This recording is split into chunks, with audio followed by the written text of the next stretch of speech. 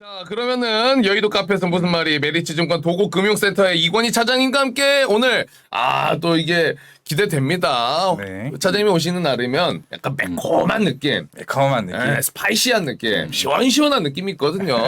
차장님 모셔보겠습니다. 어서 오세요, 차장님. 안녕하세요. 안녕하세요. 오늘 아침 네.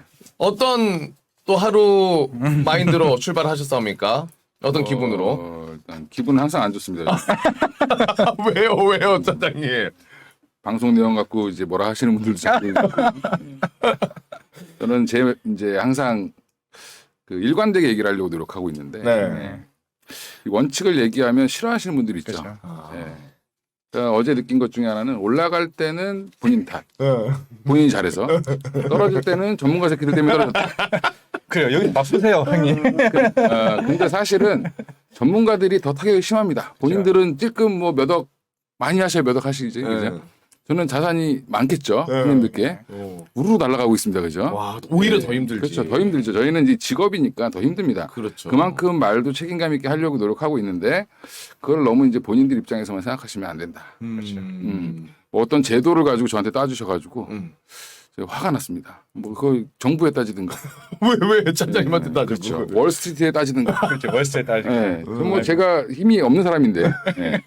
저도 지금 아주 힘든 상황을 보내고 있는. 네. 거의 증권가는 지금 거의 겨울입니다. 겨울. 겨울이에요, 지금. 네. 어제 뭐 반등이 나와도 사실은 뭐 거래가 될 게 없고. 네. 뭐 지금 많은 전문가들이 뭐 무슨 종목을 사라 마라 이렇게 얘기하지만 살 돈이 없습니다. 사람들이. 진짜 애잔하다. 뭐 나라에서 월급도 올리면 안 된다 그러고. 와우, 그거 네. 나 깜짝 놀랐어, 진짜. 그래서 제가 이제 뭐 그런 상황이기 때문에 기분이 항상 요즘 안 좋은. 그래서 네. 요즘에. 웃으면서 방송하려고 노력하고 있습니다.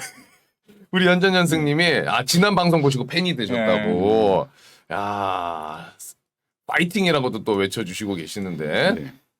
그 차장님이 일관되게 네. 항상 이야기를 하셔도 어떨 때는 와 최고입니다 이러고 어떨 때는 뭔 소리야 말은 똑같은데 그런 경우들이 있는 거죠. 네, 맞습니다. 네. 왜냐하면 이제 그 정부에서 지금 하라고 해서 하는 투자 성향 진단, 투자 성향은 좋을 때는 공격적이 되는 거고, 네. 맞아요. 나쁠 때는 방어적으로 되는 겁니다. 예, 보수적으로 되는 거죠.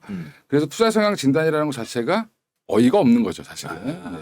근데 저는 이제 그래서 지금 아마 대부분의 투자자들은 방송을 보면서 꼬투리를 잡고 싶은 저 새끼 옛날에 저렇게 얘기했는데 왜 지금 저렇게 얘기하지? 뭐 이런 거죠. 그런 기억력은 진짜 대단한 것 같아요. 네, 기억력. 네. 제가 옛날에 못 추천했다. 이런 거. 이게 인터넷의 폐해죠. 사실은 이제 기록이 다 남기 때문에 조심해야 됩니다. 예. 과거와 다르게 유튜브에 다 남아 있고. 예. 근데 뭐 워렌 버핏도 그렇고 뭐 사실은 대부분의 이제 유명하다고 하는 투자자들도 뷰를 바꾸죠. 그렇죠. 예. 그리고 뭐 애널리스트들이나 보면 요즘에 뭐 애널들 아주 난리 났죠. 목표가 하향하느냐고. 올라갈 때는 또 목표가 올리느냐고 난리였습니다. 왜냐하면 본인들의 계산한 수치와 이게 밸류에이션과 투자 심리 이런 것들을 다 가격에 반영시킬 수가 없습니다. 그러니까 좋을 때는 조금 더 좋게 볼 수밖에 없고 나쁠 때는 조금 더 나쁘게 볼 수밖에 없다. 근데 항상 그게 바닥은 있고 꼭지는 있는 거기 때문에 지나가면 다 안다. 그러니까 지금 뭐 오늘 또 아마 주제가 뭐 테마주 이런 건데 네. 할 말이 많죠. 예.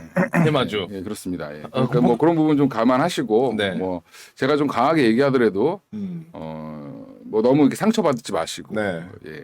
그냥 제 생각이다. 예. 저기 도곡동 저 구석에 박혀 있는 놈이 예, 한마디 한 거다 이렇게 생각하시면 될 것 같습니다. 네, 그러면 이제 본격적으로 한번 출발해보면 좋을 것 같은데요. 이제 차장님 시동 거십니다. 네. 또 이제 시동 거시는데 테마주. 야, 이게 진짜 갈피를 잡기가 쉽지가 않아요. 테마주는 특히나. 그리고 지금 시장에는 더더군다나 좀 더 그런 것 같은데 특히나 이제 건설주랑 로봇주 이제 관심을 좀 받았었죠. 근데 이게 이제 빠졌다가 또 오를 때도 있고 막 그래요. 제가 막 기사도 보니까 그동안에 올랐다. 그리고 또 그 다음날 보면은 또 확 빠졌다. 이런 오르락 내리락 갈피를 잡기가 굉장히 코인이야, 힘들더라고. 예. 야, 이렇게 지금 움직임이 있는 이유는 뭐 네. 단순하게 볼 수 있을까요? 어떻게 봐야 됩니까? 할 게 없으니까 사람들이. 삼성전자 사서 안 오르고 네이버 사도 빠지고 뭐 이름 좀 괜찮은 애들 샀는데 줄줄이 빠지고 맞아. 그러면 이제 결국엔 이 안에 이 이제 투기 세력들이 항상 존재하죠. 모든 그런 그 시장에는 네. 그 원자재 시장도 그렇고 뭐 특히 원자재 시장은 더 심하고 어제 뭐 또 유가 폭락하지 않았습니까? 그렇죠. 예. 근데 뭐 하루 사이에 뭐 기름이 얼마나 또 뭐 소비가 준다고 폭락했겠어요. 그게 그죠? 이게 약간 투기 세력들이 약간 가만히 되어 있다라고 생각하시면 되는데 네. 증권 시장도 뭐 올바른 투자, 바른 투자 하지만 사실은 투기 세력들이 많이 껴 있습니다. 그 안에. 그 친구들이 또 그렇다고 무조건 나쁜 짓만 하지는 않습니다. 내가 들어가 있는데 올려주면 좋은 거죠. 또 솔직히 그냥. 거품도 만들어주고 또 어떻게 보면 또 바닥도 잡아주고 이런 것들이 있는데 이런 이제 투기 세력들이 이제 단기적으로 이익을 내기 위해서 뭔가 이슈를 만들기 시작하는 게 테마주라고 저는 생각을 하고 있고 그러면 건설주나 로봇주는 어떠냐? 로봇주는 길게 보면 좋겠죠. 네. 로봇주는 뭐라고 생각하시면 되냐면 한 2013년, 14년에 전기차 관련주라고 생각하시면 됩니다. 네. 따지고 보면은 그렇죠. 지금 이제 급등했다가 한번 빠졌다가 진짜로 실적이 나오기 시작하고 로봇이 대중화되기 시작할 때 또 가겠죠. 네. 그러니까 이런 건 테마주지만 봐야 되는 거고. 네. 건설주 관련돼서 지금 뭐 우크라이나 재건이라든지 아니면 뭐 그 네옴시티 관련된 아랍에미리트에서 네옴시티 관련된 얘기가 좀 나오고 있는데 네. 과연 그게 우리나라 회사들이 얼마나 거기에 될까? 저는 그 의문이고. 현실적으로. 전 세계 건설하는 회사가 우리나라만 있는 건 아니죠. 그렇죠. 예. 근데 그 시티가 뭐 몇 조 원인데 그 마치 그 몇 조 원을 다 먹을 것 같은 기사. 마치 천남동에 지어진 149. 듯한 느낌. 여기 이제 매일경제 뭐 이제 신문도 같이 있는데 좀 그 기사들이 좀 이상하다. 매콤. 네. 저래서 그런 소리를 듣는구나. 뭐 기레기 이런 소리 듣는구나. 그런 생각하고 있습니다. 왜냐하면 너무 과대 포장을 하는 경향이 있죠. 그죠. 예. 마치 우리나라 회사들이 뭐 히리미니 뭐 이런 애들이 다 설계하고 맞아요. 뭐 우리나라 회사들이 판넬도 다 한미 납품하고 글로벌 막 뭐 가서 건물도 다 짓고 물론 일부를 담당할 수 있죠. 어떤 그렇죠. 뭐 현대건설 이런 회사들은 이제 그쪽이랑 워낙 관계가 좋았으니까 뭐 그런 개연성이 있다. 뭐 이렇게 생각하고 있는데 네. 관련돼서 지금 뭐 판넬까지 올라가고 있죠. 우크라이나 재건 관련돼서 네. 패널 샌드위치 패널 네. 불나면 막 다 뒤지는 그거 만드는 회사들까지 올라가고 있습니다. 불타는 그거 약간 위험한. 근데 그런 것들은 이제 저는 조금 너무 그 개미털기 들어갔지 않았냐. 본인들이 좀 질러놓고 기사화한 다음에 다시 또 빠져나오는 이런 거 수사해야 됩니다. 이런 거. 오히려. 네. 지금 검찰 강화하고 있는데 이런 거 수사하셔야죠. 예. 그리고 로봇주는 저는 개연성은 있지만 지금 밸류에이션이 말도 안 되게 높다. 그치.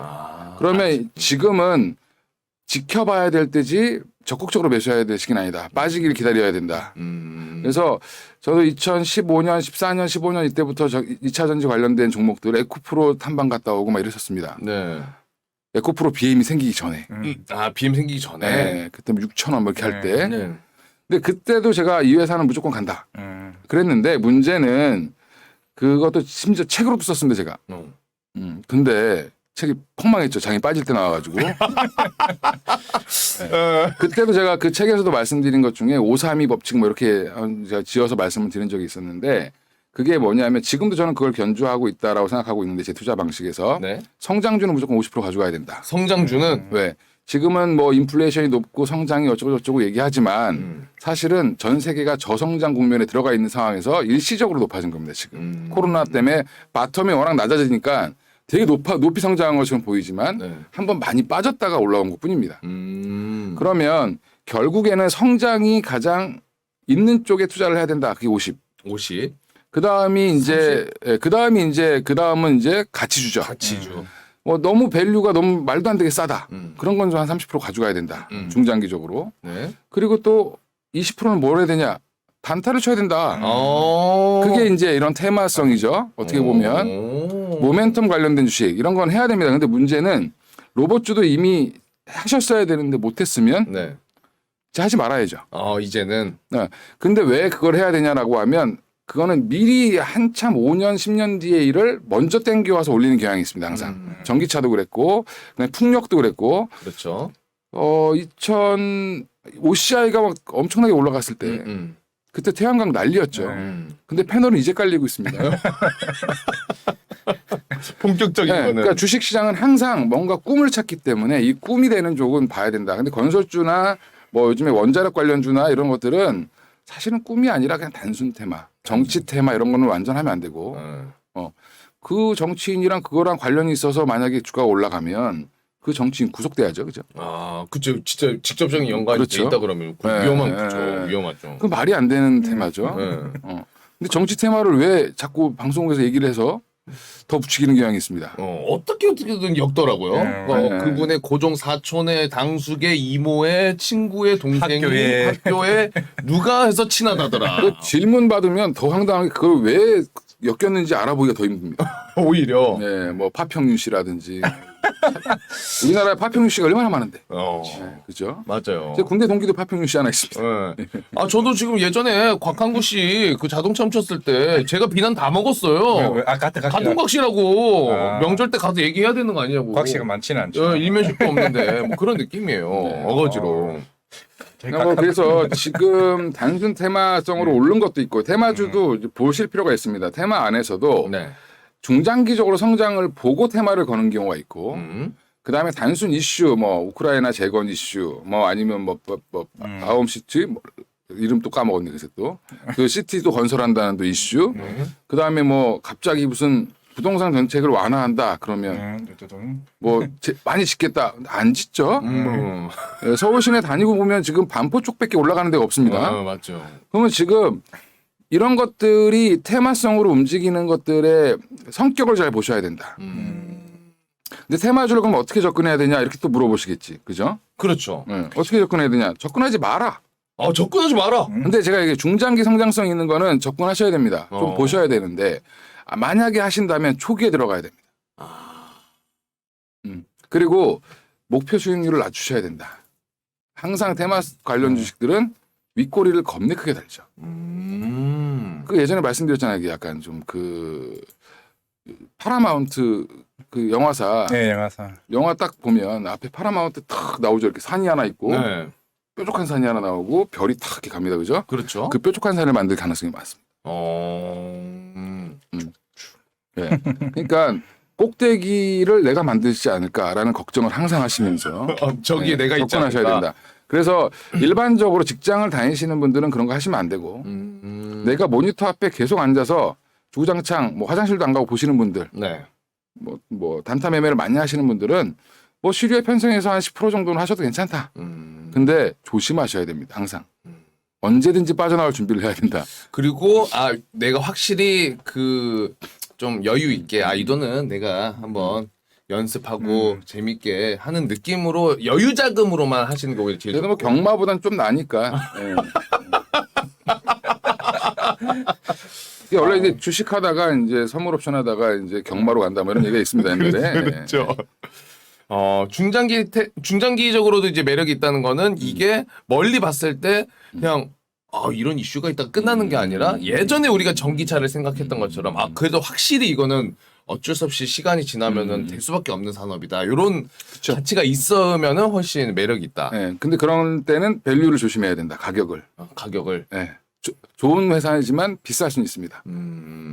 좋은 회사지만은 분명히. 자, 그러면은 지금 그거 관련해 가지고 이게 투자주의 종목으로 지정된 게 또 있어요. 네. KH건설, 히림, 네. 또 로봇3, 모아데이터, 휴림 로봇. 오늘 이제 로봇 관련 로봇주 이야기를 또 했기 때문에 요 종목들이 지금 요렇게 주의 종목으로 지정되는데 네. 이 어떤 이 이슈? 이슈나 특징들이나 이런 것들이 있습니까? 얘네들이. 그러니까 KH건설이나 히림 뭐 이런 것들은 이제 아까 얘기했던 건설 관련된 이슈 그런 것들 히림이 뭐 그 설계를 다 한다. 뭐 이런 건데 그러니까 설계하는 회사들 이런 회사들이 지금 올라오고 있는데 그런 것들은 좀 아닌 것 같고요. 옛날 제2롯데월드 관련주였습니다. 히림이. 그래요? 근데 히림이 설계 안 했죠. 근데 이제 이런 것들입니다. 그냥 단순 엮기. 휴림 로봇주 좋죠. 근데 네. 문제는 너무 많이 올랐습니다. 휴림 로봇은. 너무 많이 올라 있어. 엄청 올랐어. 네, 맞아. 네. 휴림 진짜 배기들은 따로 있는데. 로봇 관련주에서 제일 많이 올랐어. 네. 그래서 휴림 로봇이 대장이다. 대장이 지금 부러질 가능성이 높습니다.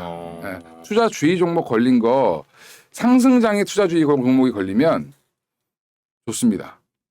상승장에 투자주의 종목이 걸리면 그때는 오히려 좀 괜찮은 투자 심리가 굉장히 좋기 때문에 이거 뭔가 더 있나 보다 그러고 더 사주 사람들이. 근데 하락장에 투자주의 종목 걸리면 폭망할 수 있습니다. 왜? 그 주의 때문에 조금 생각을 좀 하죠. 사람들이 이성적으로 판단을 합니다. 그럼 휴림 로봇을 딱 보고 다른 로봇주 관련된 거 우리 레인보우 로보틱스라든지 뭐 이런 로보티즈 뭐 이런 종목들 보면 네. 얘만 왜 말도 안 되게 올랐지? 그럼 차라리 그걸 사는 게 낫죠. 아 오히려. 네, 그게 이제 뭐 그렇다고 내용이 엄청나게 혁신이냐 별로 없습니다. 혁신이. 근데 사람들이 로봇 관련주 나오니까 식당에서 서빙한 로봇 몇 마리 보고 저도 봤어요 몇 번. 저도 봤습니다. 네. 갈비집 가서 네. 편하다고 하시더라고요. 물어봤어요. 물어봤는데 결국엔 그거를 로봇 산업이 커지겠지만 네. 근데 이제 그렇다고 해서 그 시장이 지금 규모가 얼마가 되는지를 봐야 되고 시장 규모가. 또 나눠 먹기 해야 되고 음.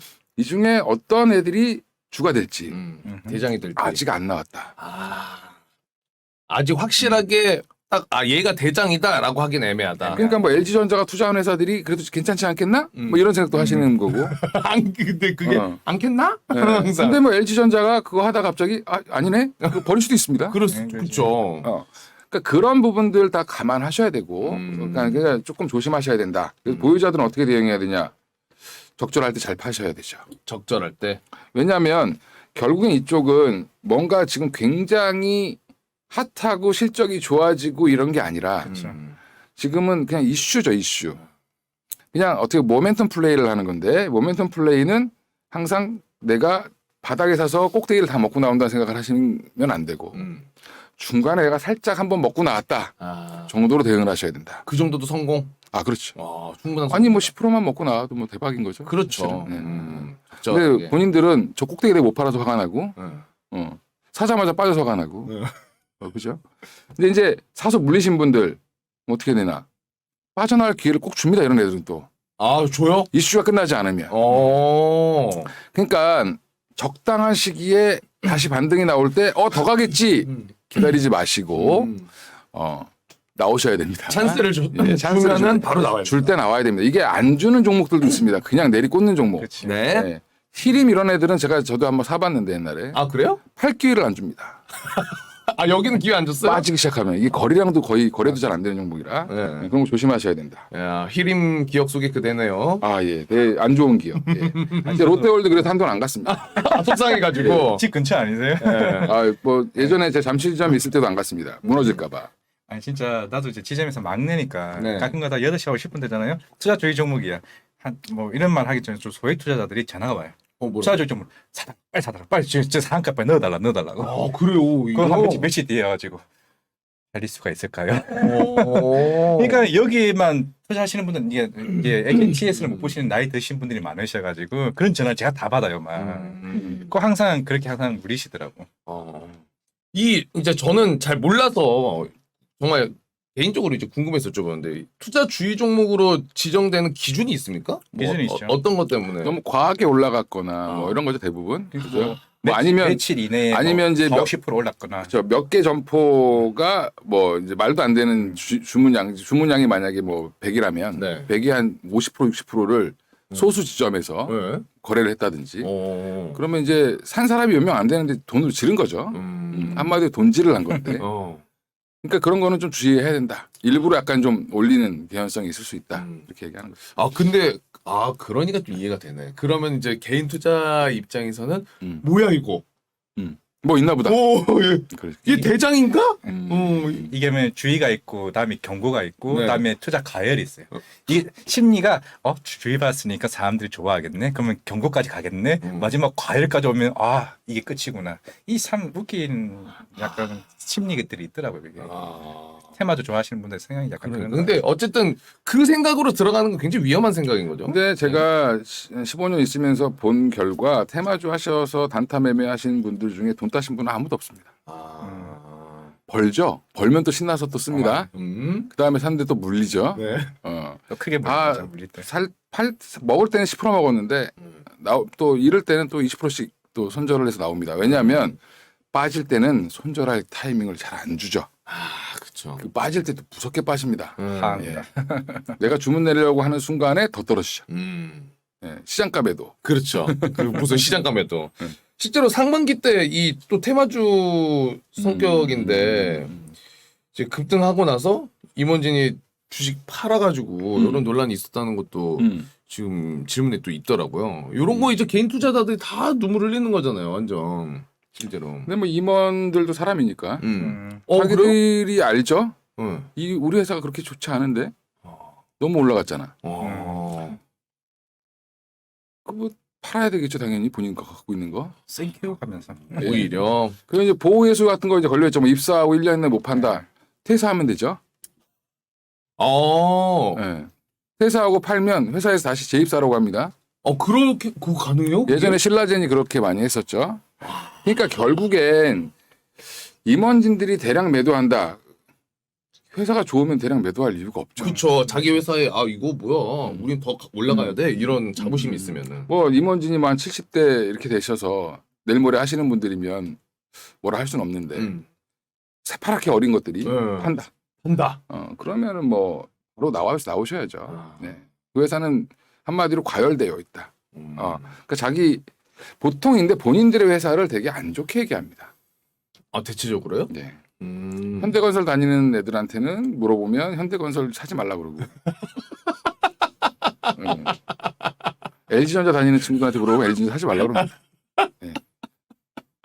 대부분 보통 이제 자기 라바리를 되게 안 좋게 평가하죠. 왜냐하면 자기 위 상사가 거지 같고 저런 애들이 경영을 하는데 우리 회사가 잘 될 수 있을까? 근데 왜 주가는 올라가지? 주가는 왜 올라가지? 근데 그런 부분들이 있지만 임원들이 임원들은 대부분 이제 정책을 결정하고 뭔가를 하는 분들인데 그렇죠. 판다는 거는 뭐 일개 사원이 파는 거랑은 다르죠. 네. 그러니까 이제 그런 부분들을 좀 고려하셔서 임원진들이 대량 매도한다. 근데 뭐 양이 뭐 너무 조금이라든지 뭐 그런 부분들은 상관없는데 이제 너무 이제 뭐 움직임이 크거나 많이 대량 매도한다. 사실은 뭐 대표이사나 이런 사람들이 뭐 판다 뭐 이러면 뭐 보통 상무 전무들이 많이 팔죠. 네. 그죠? 그런 사람들이 팔 때는 그거는 안 하시는 게 낫다. 오히려. 그러니까 그렇죠. 내가 마이너스 20%에도 빨리 던지고 나와야 된다. 그쵸, 그 사람들이 뭐 갑자기 뭐 차 한 대 사고 싶어가지고 팔겠어요. 분명 무슨 이유가 있겠죠. 하긴 나도 IR 다니다 보면은 네. 어떤 사람은 자기 부모, 자기 딸 계좌로도 다 사는 사람이 있어. 아. 정말 이 회사가 될 것 같으면은. 내가 그 회사 다니면서. 그래서 저도 이제 술 먹다 보면 아예 담당자한테 물어봐요. 본인 회사 투자하셨어요? 근데 그런다면 성향이 또 다르더라고. 정말 이 회사에서 애정을 갖고 있거나 아니면 아예 이미 답이 나왔구나. ER 담당자인데? 어떤 사람 정말 자기에 대해서 이 회사에 대해서 우리는 뭐 진짜 향후 엄청난 기대감이 이만큼 있어요. 저 풀매수예요. 다 때렸어. 신용 다 썼어요. 이런 사람도 있고 심지어. 실제로요? 아닌 경우는 그런 케이스도 있고. 확실히 차이가 있네. 만약에 우리 돈돈이 그 상장돼 있는 회사다. 예. 아직 들어갑니까? 매수 들어가야죠. 사장님은 어떻게 좀 몇 주? 저는 그냥 그 공짜로 주식 주면 바로 팔려고. 바로 팔려가 무슨 말? 보호에서 풀리면. 유튜브는 또 이렇게 뭐 생각보다 이 치료를 많이 타기 때문에 드라마와 같다. 드라마와 같다. 자 어쨌든 오늘 우리가 차장님이랑 테마주 관련해서 이렇게 이야기를 해봤는데 아까 처음에 잠깐 이야기해 주셨지만은 그 상승하는 장에서는 테마주가 어느 정도 메리트가 있지만은 그러면 확실하게 지금 그 뭐 전체적으로 테마주 무조건 지금은 안 됩니다. 이런 것까지는 아니지만은 지금 시점에서 아무래도 좀 조심해야 되는 거는 팩트인 거죠. 그렇죠. 지금 뭐 이제 정치 테마가 끝났죠. 선거가 다 맞아요. 끝나고 나서. 그러고 나서 지금 나오고 있는 게 여러 가지 이제 큰 국제적인 이슈들. 그다음에 우리나라만 유일하게 지금 돌고 있는 원자력 이슈. 원자력 이슈. 원전 관련된 이슈 대통령이 드라이브를 계속 걸고 있는데 전 세계에서 지금 원전을 짓고 있는 데는 없습니다, 거의. 그게 되게 아이러니한 건데. 유럽에서 지금 뭐 막치 우리나라 기사를 보면 원전을 유럽에서 이제 그 뭐 EU에서 밀어붙여서 친환경에 집어넣을 거다. 텍스노미에 집어넣을 거다. 네. 그렇게 얘기하고 있지만 네. 그건 프랑스의 입장이죠. 네. 프랑스의 입장이고 스페인이라든지 뭐 독일이라든지 유럽의 대부분 국가들은 반대를 하고 있습니다. 그리고 얼마 전에 EU 집행위원회에서 아무리 생각해도 이건 친환경 아니다. 넣을 수가 없다. 조만간에 결론이 날 겁니다. 날 거면 나서 만약에 그게 포함이 안 된다. 그러면 이제 원전 관련주들 다 폭락하겠죠. 과연 우리나라의 원전을 지금 뭐 한 두세 개 더 짓는다 하더라도 네.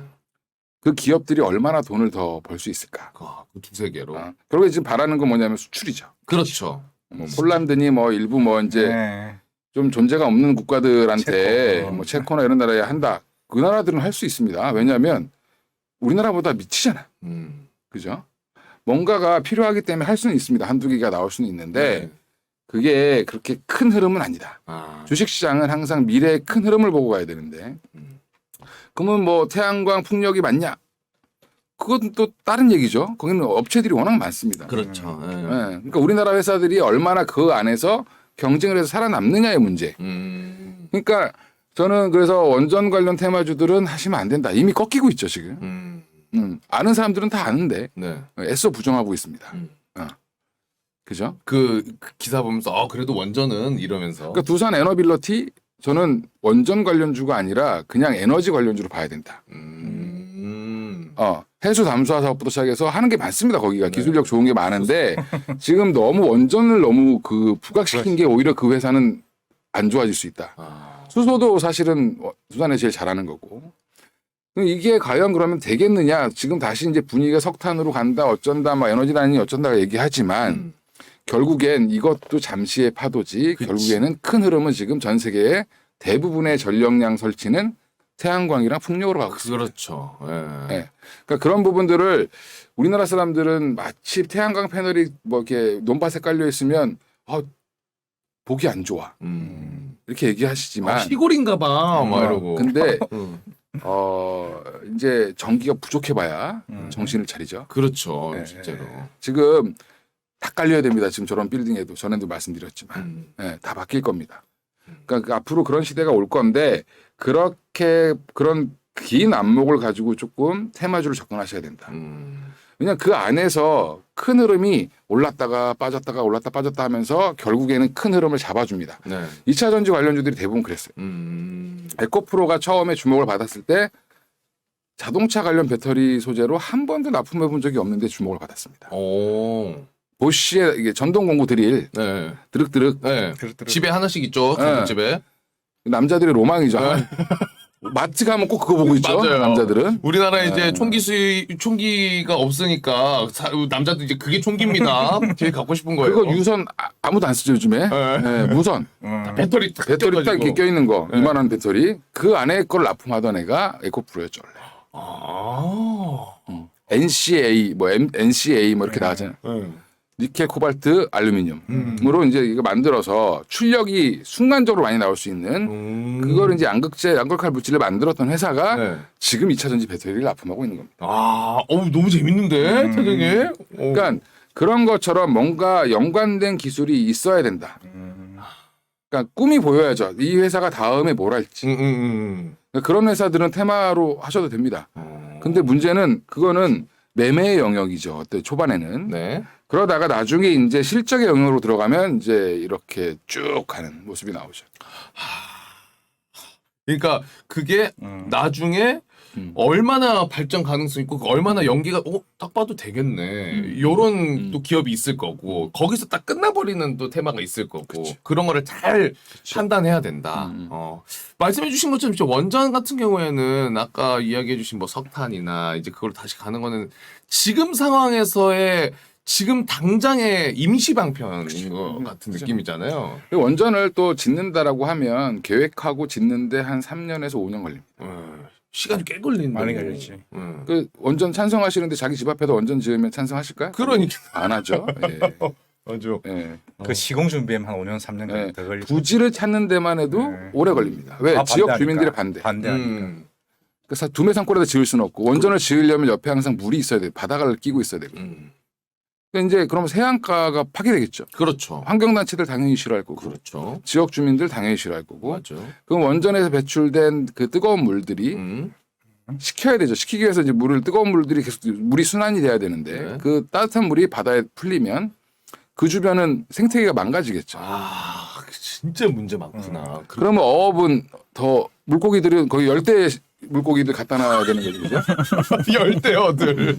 그러니까. 그런 문제들이 있습니다. 그러니까 그런 것들을 단순히 뭐 우리나라 전력난 있기 때문에 지금의 원전들 당연히 유지해야 되는 거고 지금 모든 국가들이 이제 원전 갖고 있는 건 어쩔 수 없기 때문에 뭐 가져가야 되는 겁니다. 그렇죠. 지금 있는 거는. 이걸 너무 이제 정치적으로 받아들이시면 안 되는데 네. 전 정치적인 게 아니라 객관적으로 산업을 보고 말씀을 드린 거고 네. 우리가 항상 우물 안의 개구리가 되면 안 된다. 네. 그러니까 보면 우리나라 지금 보면 미국의 무슨 주식이 올라가면 이제 어제 이제 뭐 마이크론 올랐으니까 오늘도 삼성전자 하이닉스 좋겠죠. 네. 네. 그다음 어제 성장주 올랐으니까 오늘 우리나라 또 성장주 움직이겠죠. 네. 어제 유가 관련주들 이제 뭐 엑소모빌이나 이런 애들 막 폭락했으니까. 경기 민감주도 폭락했으니까 또 빠지겠죠 우리나라도. 다 그렇게 해외를 보고 하면서 왜 그거는 그렇게 안 하나. 아. 평소에는 그런 거 있었으면 글로벌하게 매크로까지 다 챙겨 보시면서 그런 거는 그러니까 이제 조금 시야를 좀 넓히셔야 되고 네. 결국엔 지금 전 세계가 주식시장도 거의 하나다.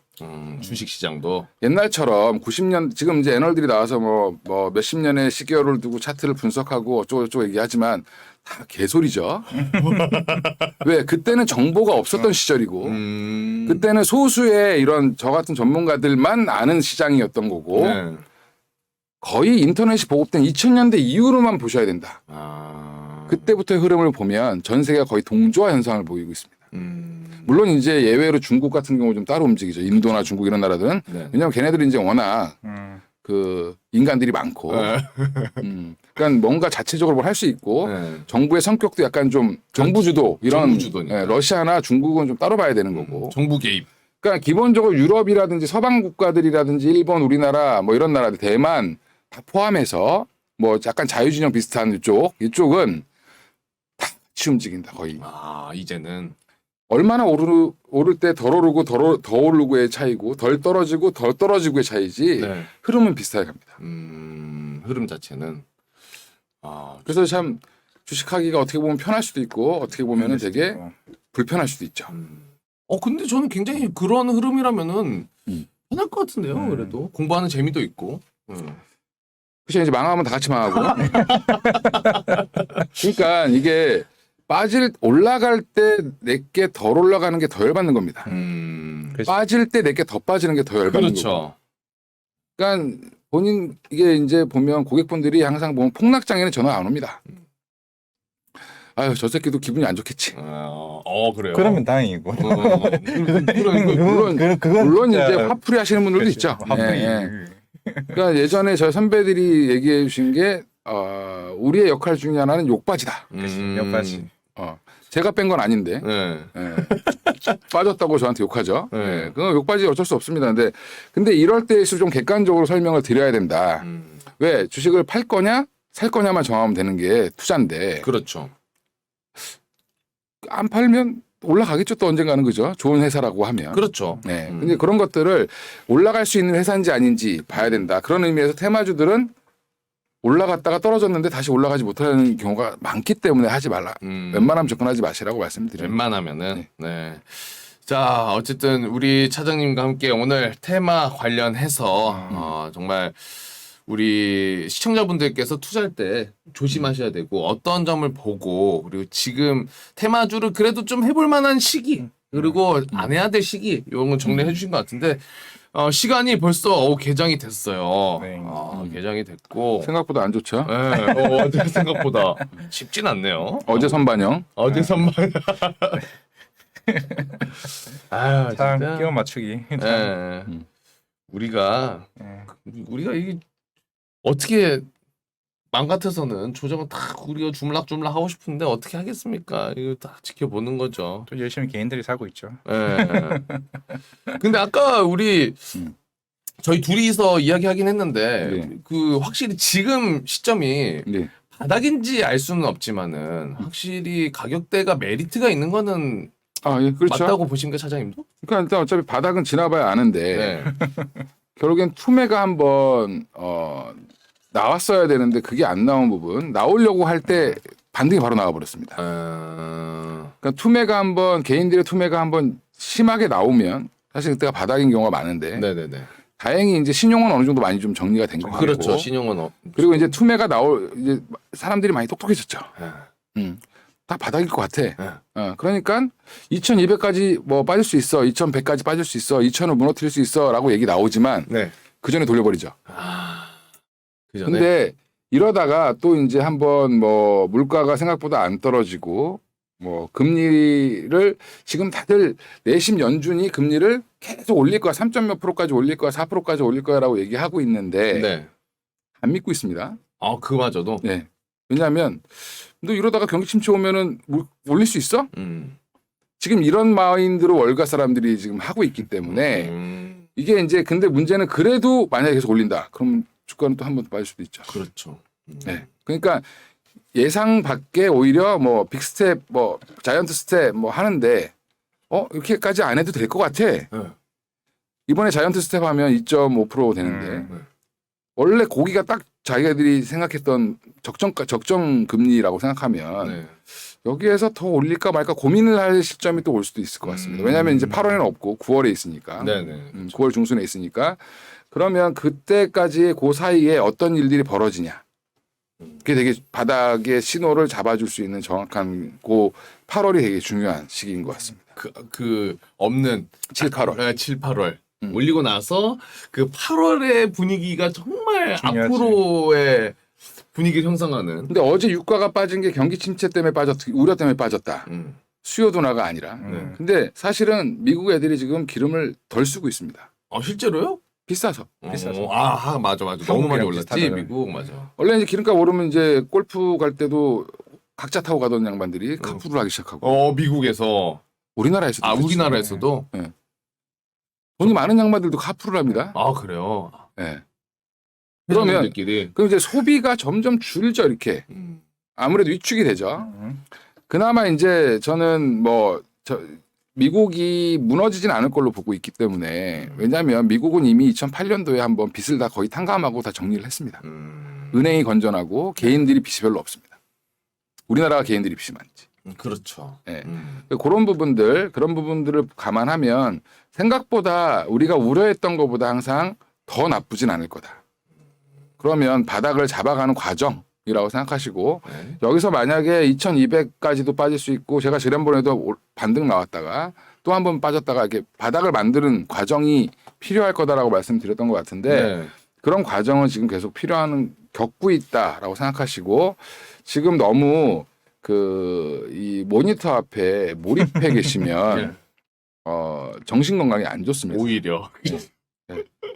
그러니까 이제 부동산 가셔가지고 자기 집값 계속 떨어지고 있는 거 보는 거랑 똑같습니다. 실시간으로. 네. 그렇게 하시지 마시고 어차피 주식을 현금으로 사서 갖고 계신다라고 하면 지금은 기다려야 될 때다. 그렇죠. 내일 당장 확 오르고 그런 장이 아니기 때문에. 네. 지금 대부분 전문가들이 얘기하지만 저도 비슷하게 생각하는데 라운드 바닥이라고 보시면. 라운드 바닥.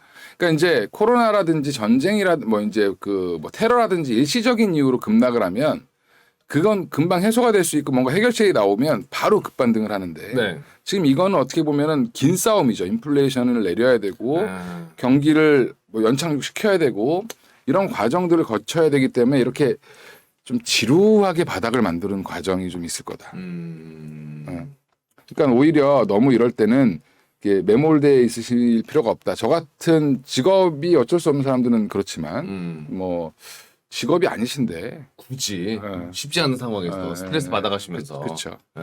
내가 삼성전자 갖고 있는데 왜 오늘 빠졌지 올랐지? 그게 의미가 없습니다. 맞아. 네, 삼성전자는 지금 알아서 일 열심히 잘하고 있고요. 네. 네. 유일하게 삼성전자 직원들은 삼성전자 좋아합니다. 삼성전자 직원들은 네. 자부심 그래요? 갖고 있지. 예. 그러니까 특이한 회사죠. 보통 자기 회사를 다 싫어하는데 좋아합니다. 예.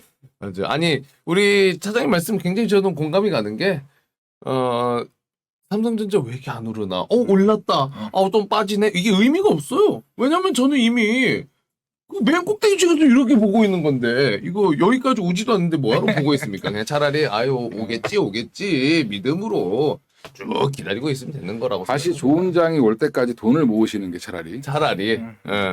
열심히 일해서 돈을 모으셨다가 기회가 될 때 또 네. 또 분위기가 전환될 때 그때 한번 또 투자의 기회를 노려보시는 게 네. 지금 현금 있으신 분들은 뭐 차근차근 적금부터 사 그렇죠. 모으시면 되고 네. 그 매력은 있는 지금 위치니까. 최근에 이제 주식 안 하시던 분들 중에 연락이 저한테 옵니다. 이제 친한 분들이 아 슬슬 네. 권이 언제 사야 돼? 계좌 하나 틀까? 와 이제 연락 오기 너무 시작합니다. 좋다 지금. 연락하시죠. 이제 네. 왜냐면 지난번에 그걸 못 먹었거든. 아 그런 사람들 많아. 예. 그때 3천 찍고 할 때. 그런 분들은 빠지기를 엄청 기다렸죠. 아. 공매도 세력보다 더 나쁜 사람들이죠, 그죠? 안 그래도 내 지인이 6만 천 원에 삼성전자 샀어. 네. 어머니 계속 전화가 오는 거야. 왜 떨어지는 거야? 아. 복구 될까? 삼성전자 6만 천 원인데. 야 6만 천 원에 계시면 10% 빠졌다고 어떻게 망하는 거야? 주식이 안 했던 사람이니까 삼성전자 5만 6천 원인데. 편히 계세요. 누워 계세요. 누워 계셔. 피곤하더라고. 아이고, 지금. 세상 망한 거야 이러면서. 거의 전 국민이 8만 원대 샀는데. 저도 지금 오랜만에 들어와서 쓱 지금 봤거든요. 아이고 눈 아파. 아, 진짜 오랜만에 봅니다. 오랜만에. 근데 의미가 없어요. 저는 요거 이제 제 아들도 아니에요. 저 손주한테 줄 거기 때문에 의미가 없어. 의미가 없어. 그런 마인드로 여러분들 믿음으로 함께 해주시면 되겠습니다. 자 이렇게 해서 오늘 벌써 11시라 9시 11분이네요. 이제 12분 지날 것 같은데 우리 차장님이랑 함께하는 시간이 언제나 시원시원하고 솔직하게 이야기해 주시는 것 같아가지고 뭔가 더 진정성 있게 방송을 할 수 있는 것 같아요. 저는 그래서 재밌어 되게. 차장님 뭐 좀 어떠세요? 그러니까 뭐 저는 유튜브에서 얘기하는 게 사실 편하죠. 제 지인들도 이게 차라리 낫다. 아무래도 이제 TV에서 나가실 때는 요렇게까지는 쉽지 않으니까. 그리고 또 TV에서는 또 시간도 많이 안 주고 말만 하려고 하면 자꾸 이렇게 하죠. 그만한 얘기하라고. 앞에서 그런 게 있나요? 시그널이? 그렇죠. 예. 이제 시간 다 됐습니다. 이제 그죠. 예. 진행자가 끊어버려. 그러니까 이제 그러다 보면 말이 이제 용두사미가 되죠. 이렇게 딱 얘기하다가 설명을 다 못했는데 이렇게 끊어야 되는 그런 상황이 나옵니다. 진행자분들도 그 시그널이 있는 것 같은데 이렇게 말씀하고 계시면 시간 다 됐으면 네. 그게 약간 화면에 안 보이면 이제 이러고 있죠. 이제. 그러니까 이제 그런 거 어쩔 수 없는 건데 그쵸. 이제 뭐 조금 더 편하게 말씀을 드릴 수 있어서 여기는 좋다라고 생각하고 항상 이제 저는 이제 주식 투자하시는 분들한테 하고 싶은 말이 그런 겁니다. 투자를 하자. 투자를 하자. 도박을 하지 말고 투기를 하지 말고 투자를 하자. 야 이거 굉장히 단순하지만은 꼭 지키시면은 손해볼 게 없는 이야기입니다. 그러니까 저한테 상담하실 때는 장기 투자하신다고 오셔가지고 저는 길게 봅니다. 상담할 때는 그리고 이제 사서 한 10% 마이너스 나면 난리 나죠. 길게 왔는데 얼마 뭐 한 달 사이에 마이너스 10% 나면 연락 와요? 그분의 장기 그래서 저는 항상 물어보는 게 장기 투자를 도대체 몇 개월로 생각하시냐. 한 달. 저는 한 2달 정도 진짜 장기 투자 마음 먹고 왔습니다. 이러면 머리 아프죠. 그렇죠. 근데 이제 왜냐하면 변수들은 워낙 많기 때문에 지금 우리가 이제 고등학교 때 3차 방정식까지 배우죠, 그죠? 고차 방정식, 뭐 좀 쉬운 고차 방정식까지 고등학교 때요? 네, 배우죠. 안 배우셨어요? 미적분까지 배우지 않아요? 그러니까 미적분. 학력고사 우리 때는 이제 아니 미적분도 배우는데 네. 방정식을 제가 왜 말씀드리냐면 1차 방정식은 답이 하나고 2차 방정식 답이 2개고 3차는 3개고 4차는 4개일 텐데 그러면 이렇게 3, 4차 방정식처럼 그나마 풀 수 있는 영역이 아니다. 주식은. 한 20차 방정식 된다. 그러니까 모든 보조 지표들이 엄청나게 나오고 차트 분석이 나오고 근데 그거 다 과거죠. 지나간 겁니다. 그렇죠. 패턴을 잡는 건데 패턴은 항상 달라질 수 있다. 그래서 차트도 봐야 되지만 사실은 또 기업 내용도 봐야 되고 여러 가지 분석 왜 전문가들이 많냐. 정답이 없기 때문에 그렇습니다. 그러니까 결국에는 그러면 본인의 기준을 잡고 이 회사가 좋아질 것 같은데 지금 굉장히 싸다. 라고 하면 사서 기다리는 방법밖에 없다. 부자들의 특징은 시간에 투자를 하는 겁니다. 근데 그 시간이 내가 샀는데 생각보다 빨리 올 수도 있고 늦게 올 수도 있는 거죠. 그렇죠. 내가 샀는데 그 다음날 올 수도 있고 그렇죠. 네. 뭐 1년 뒤에 올 수도 있고 근데 그거를 기다릴 수 있는 그런 뭔가의 마인드 그리고 뭔가 이제 그러니까 자꾸 분할 매수해라, 포트폴리오를 만들어라. 왜 그러겠어요? 항상 위험이 있기 때문에 그렇습니다. 주식은 항상 리스크를 갖고 가셔야 된다. 재작년에 너무 핫한 장을 보셔서 네. 그래서 이런 장에 익숙하지 않으실 텐데 네. 저는 이런 장을 10년 넘게 봤습니다. 그렇죠. 그러니까 이런 장은 항상 있었다. 아. 그리고 그 핫했던 장에 처음으로 주식하시는 분들도 꽤 많이 유입이 되셔가지고 그분들은 그게 정상인데 그러면 언제 그거 와요? 또 다시 이렇게 생각하시니까 더 힘들어하시는 것 같아. 올해 주식 투자를 하셨던 분들은 오히려 그 시기 야 이거 뭐야 말도 안 돼 뭐야 요건데 처음 들어오신 분들은 평균이 그건 거야. 그러니까 그냥- 3천 또 언제 와요 3천 이렇게 되는 거죠. 3천이 이제 기본 베이스죠. 맞죠. 네. 근데 그게 쉽지가 않으니까. 그리고 우리 차장님이 이야기해 주신 것처럼 시간에 투자해라라고 이야기를 하셨지만 마찬가지로 시간에 또 도박을 하시면 안 됩니다. 네, 시간에 도박하지 말고 본인의 가치 판단 그리고 우리 돈돈도 마찬가지고 요즘엔 너무 그 경제 관련된 컨텐츠가 잘 돼 있잖아요. 그렇죠. 그러니까 본인이 또 공부해서 스스로 판단할 수 있는 기준을 만드시는 거 굉장히 중요하다라고 저는 생각을 합니다. 자, 이렇게 해서 우리 차장님과 또 과장님과 함께 이야기를 나누면서 오늘 시간 마무리해보면 좋을 것 같은데요. 이후에 일정이 어떻게 되십니까? 이제 사무실 빨리 가야죠. 사무실 가셔가지고 또 네. 오늘도 네. 표정이 많이 뭐 오늘도 이제 항의 전화를 받을 수도 있고.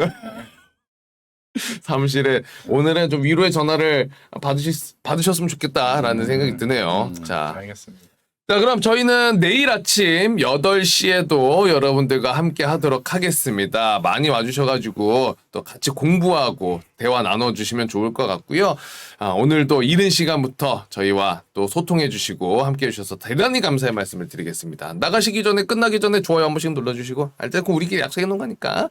자, 그럼 저희는 차장님 그리고 과장님과 이야기 아니라 인사 이야기 또 할 뻔했네요. 네. 인사 나누면서 내일 아침 8시에 다시 찾아뵙도록 하겠습니다. 차장님 다시 한번 감사드리고요. 네.